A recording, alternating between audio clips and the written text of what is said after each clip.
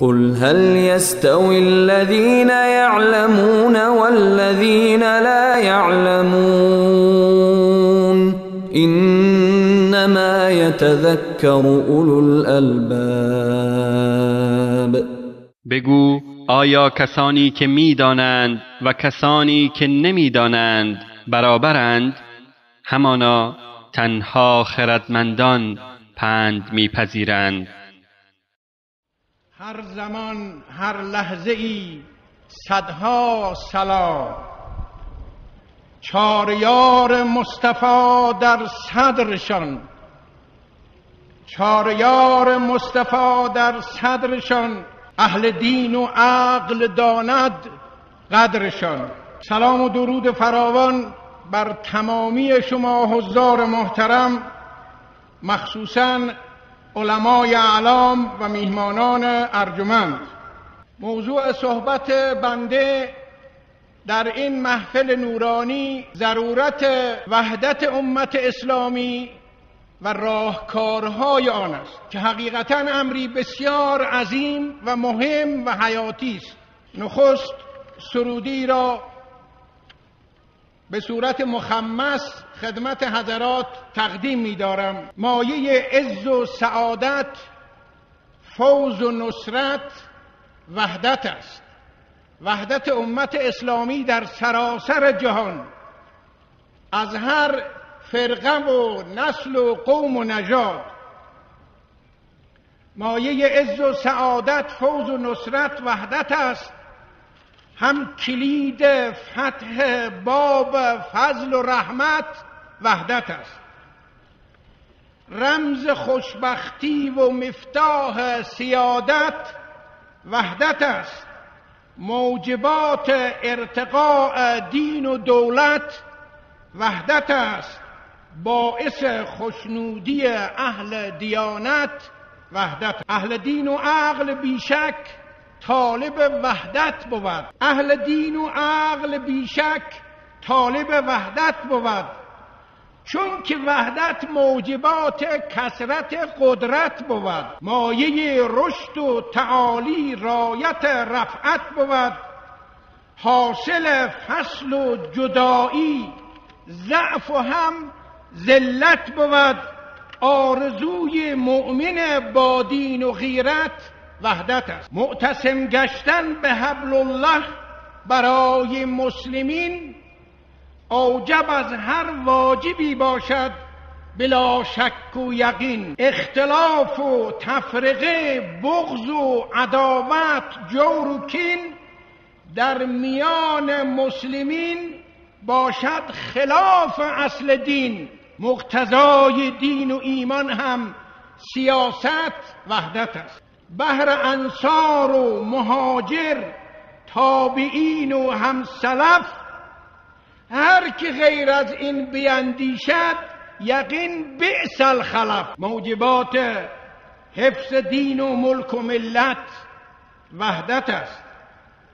در اینجا خدمت عزیزان میخوام عرض بکنم اسلام پیشرفت، عزت، عظمت، شوکت و قدرتش رو از وحدت به چنگ آورد.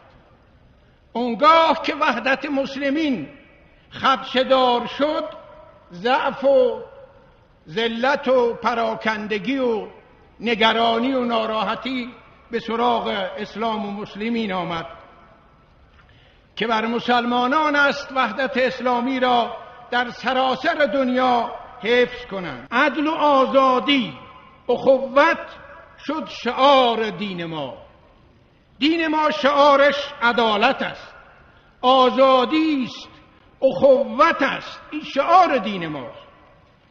عدل و آزادی، اخوت شد شعار دین ما.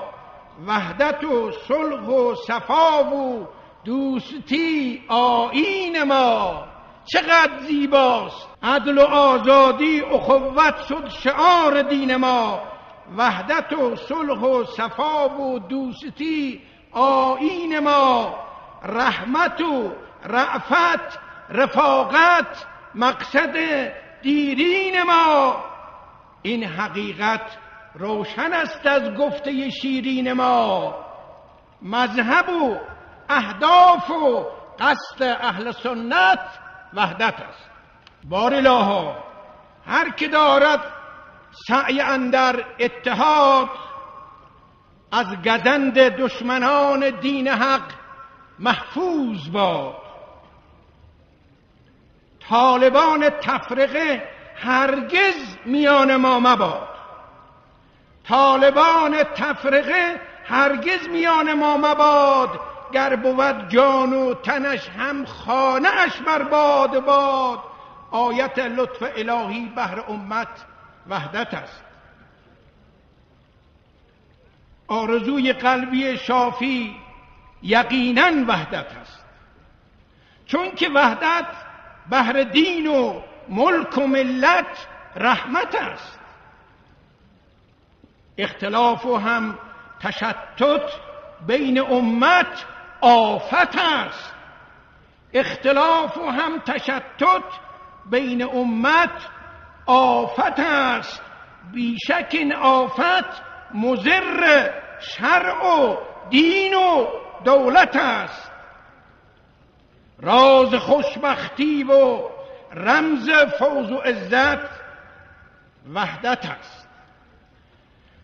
اما راهکارهای عملی وحدت چیست و چگونه مسلمانان جهان می توانند به یک وحدت عملی دست یابند؟ تمسک به سه اصل اصیلی که پذیرفته شده برای همه فرق اسلامی است. اول قرآن کریم،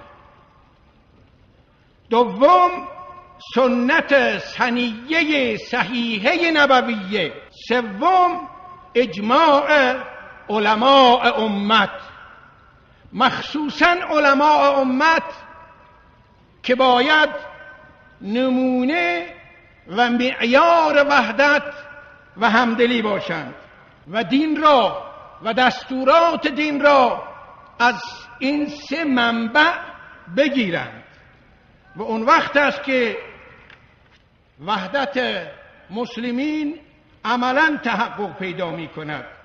قرآن کریم به ما امر فرموده، به همه اهل ایمان فرموده: وتعاونوا على البر والتقوى ولا تعاونوا على الإثم والعدوان واتقوا الله إن الله شديد العقاب.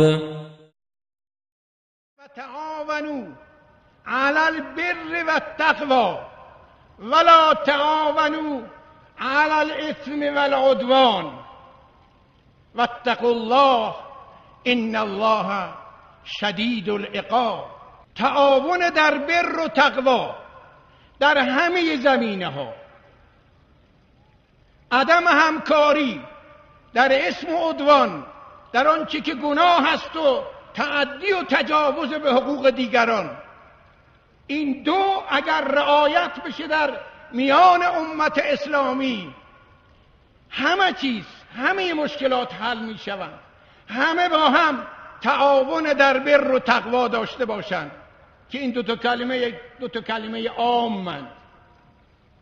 بر همه نیکوکاری ها، تقوا همه پرهیزکاری ها، اسم همه گناهان، عدوان همه گونه تجاوزات.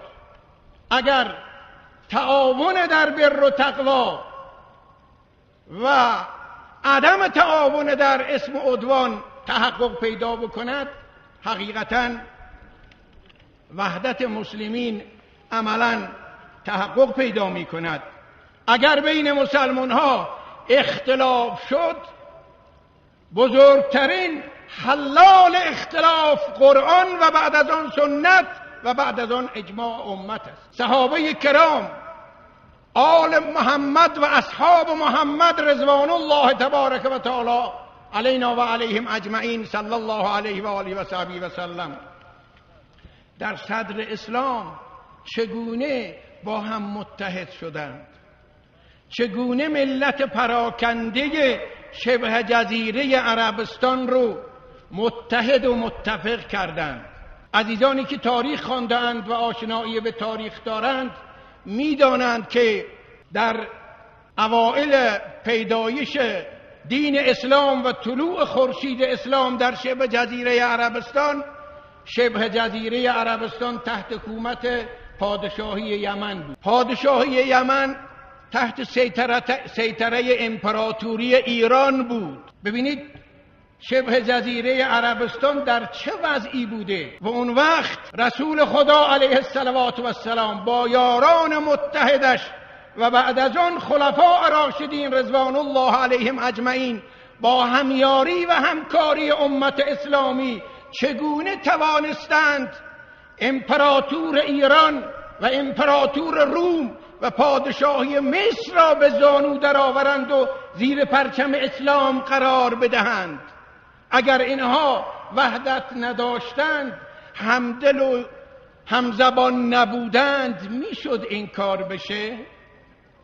متاسفانه دشمنان دین رمز پیشرفت و ترقی و عظمت اسلام رو در وحدتشون تصور کردند و به این حقیقت رسیدند و آمدند انواع و اقسام نقشه ها را کشیدند که در میان مسلمانان تفرقه ایجاد بکنند تا بر اونها حکومت بکنند، که متاسفانه بعد از مدت مدیدی این چنین شد.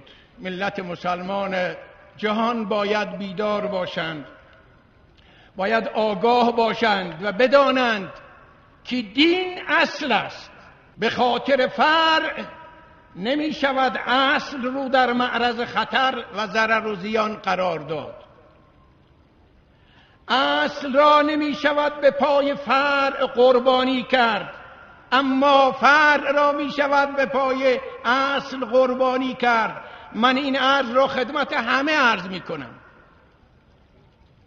اگر پدر پسر را بکشد قصاص نمی شود، اما اگر پسر پدر را بکشد قصاص می شود. چرا؟ پدر اصل است، فرزند فرع است. ما بیاییم اختلافات جزئی خودمون رو که در مذهب هست به اونها نپردازیم و در فکر دینمان باشیم که دشمنان دین ما با هم دست به یکی کردند بر ضد اسلام و اون وقت مسلمان ها بیان برای چیزهایی که اصلا موردش در این زمان نیست با هم دیگه درگیر بشوند و اختلاف و جنگ راه بیندازند. این نهایت درجه گناه است، معصیت است. امروز حیاتی ترین مسئله در جهان اسلام برای مسلمین وحدت اسلامی است، اما مگر دشمن میگذارد؟ سابق اینطور نبود. بزرگان دین مخصوصا در رأس اونها حضرت امیر المؤمنین علی ابن ابی طالب کرم الله وجهه و رضی الله تعالی عنه این چنین مخلصانه 25 سال تمام با خلفاء ثلاثه همکاری کرد. در تمام مجالس مشاوره اون حضرات شرکت داشت. بهترین راهکارها را اون حضرت ارائه میداد. هرگاه در دوران خلافت حضرت امیرالمؤمنین عمر ابن خطاب رضی الله تعالی عنه برای عمر ابن خطاب رضی الله عنه مسافرتی پیش می آمد، حضرت علی را جانشین خودش می کرد که آیت الله میرزا خلیل کمرئی در کتاب فتح بیت المقدس نوشته که وقتی که عمر ابن خطاب رفت برای فتح بیت المقدس مشاوره کردند. حضرت عثمان گفت که نروید، حضرت علی فرمود بروید و مشوره علی را پذیرفت و به سفر 1 ماه رفت و در مدت 1 ماه حضرت علی جانشین او بود و کاری را که اون حضرت به عهده داشت در اداره امور مسلمین به عهده گرفت. در همه موارد هم همین طور بود، چون اینها برای خودشون کار نمی کردن، برای خدا کار میکردن. اینها خودشون رو مال خودشون نمیدانستند، مملوک خدا میدانستند.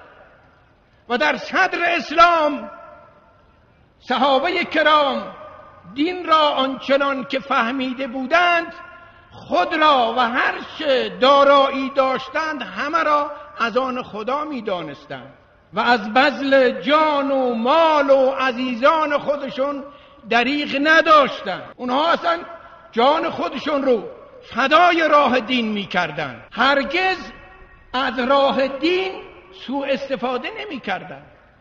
من اخیراً در یک کتابی خوندم حضرت امام حسن و حضرت امام حسین علیهم السلام، این سبتین عزیزین، این دو نور چشم امت اسلام، هرگاه برای خرید می رفتند بیرون، یا از مغازه خرید می کردند که اونا رو نشناسند تا ملاحظه اونا رو نکنند، یا اگر از مغازه خرید می کردند که اونا رو می شناختند می گفتند به دیگران به چه قیمتی می دید، به ما هم همون قیمت. به دیگران جنس را چگونه می دید، ما شخصیت خودمون رو، خانواده خودمون رو، مقام خودمون رو در این راه هزینه نمی کنیم. مسلمان خودش رو برای دین هزینه می کند، نه دین را برای خود هزینه می کند. دین برای او اصل است، دین برای او هدف است. در نهج البلاغه یک مطلب بسیار جالبی رو من خوندم 2-3 سال پیش، گاهی هم به این استناد می کنم. حضرت علی رضی الله تعالی عنه می فرماید وقتی که ما در زمان رسول خدا علیه السلام به جهاد می رفتیم و بر می گشتیم، عده‌ای از ما شهید می شدند و عده‌ای هم سالم بر می گشتیم. اونایی که سالم برگشته بودند به اونا کسی سفر بی خطر نمی گفت و خوشحالی و آنچنانی نمی کرد که بالاخره سالم برگشته، کشته نشده. اونایی هم که شهید شده بودند کسی به اونا تسلیت نمی گفت. چرا؟ چون شهادت در راه خدا بزرگترین افتخاره، بالاترین مقامه.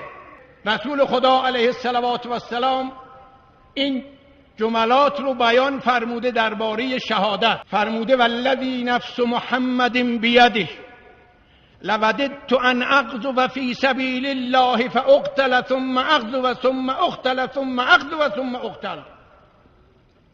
پیامبر خدا با اون عظمت، با اون شخصیت، با اون مقام و منزلت سوگند یاد می کند، قسم به اون کسی که جان من در قبضه قدرت اوست، من بسیار دوست دارم که در راه خدا جهاد بکنم، کشته بشوم، زنده بشوم، جهاد بکنم، کشته بشوم، زنده بشوم، جهاد بکنم، کشته بشوم، در راه خدا، نه در راه نفس، نه در راه پست و مقام، نه در راه های دیگر. اگر کار مخلصانه برای خدا نباشد پیش خدا هیچ ارزشی ندارد. در قرآن کریم حق تعالی می‌فرماید الذي خلق الموت والحياة ليبلوكم أيكم أحسن عملا وهو العزيز الغفور. الذي خلق الموت والحياة ليبلوكم أيكم أحسن عملا. خدا اون خدایی است که مرگ و زندگی را آفریده تا شما را بیازماید که کدام یک از شماها عملشون بهترینه. از فضیل ابن عیاض رحمت الله علیه سوال کردند که معنی لیبلوکم ایکم احسن عملا چی هست؟ فرمود معنی احسن عمل اینه که اخلصش و اصوبش. احسن عمل اونه که هم اخلص باشد هم اصوب باشد. اخلص یعنی خالص و خلص برای خدا، اصوب یعنی مطابق سنت رسول خدا علیه السلام. بعد فرموده اگر عمل اخلص نباشد، خالص برای خدا نباشد، پذیرفته نخواهد شد. اگر عمل خالص برای خدا باشد اما مطابق سنت رسول خدا علیه السلام نباشد باز مورد قبول واقع نمی شود. هم باید عمل اخلص باشد، هم اصوب باشد. اصوبش اینه که طبق سنت رسول خدا باشد، اخلصش اینه که خالص برای خدا باشد. از درگاه خداوند متعال مسئلت دارم که اعمال ما را برای خود خالصانه بگرداند و ما را به راه راست سنت سنیه صحیحه نبویه هدایت بفرماید. عزیزانی که از راههای دور و نزدیک زحمت کشیده اند، در این جمع نورانی حضور پیدا کرده اند، خداوند برای هر قدمشون به اونها اجر جزیل عنایت بفرماید و در روز قیامت این عزیزان را به راحتی از پل صراط بگذراند و در فردوس اعلی جای دهد. گناهان همه ما را ببخشد و به ما توفیق بندگی را عنایت فرماید. و صلی الله علی سیدنا محمد و علی آله و اصحابه اجمعین و السلام علیکم جمیعا و رحمت الله و برکاته. قل هل يستوي الذين يعلمون والذين لا يعلمون إنما يتذكر أولو الألباب.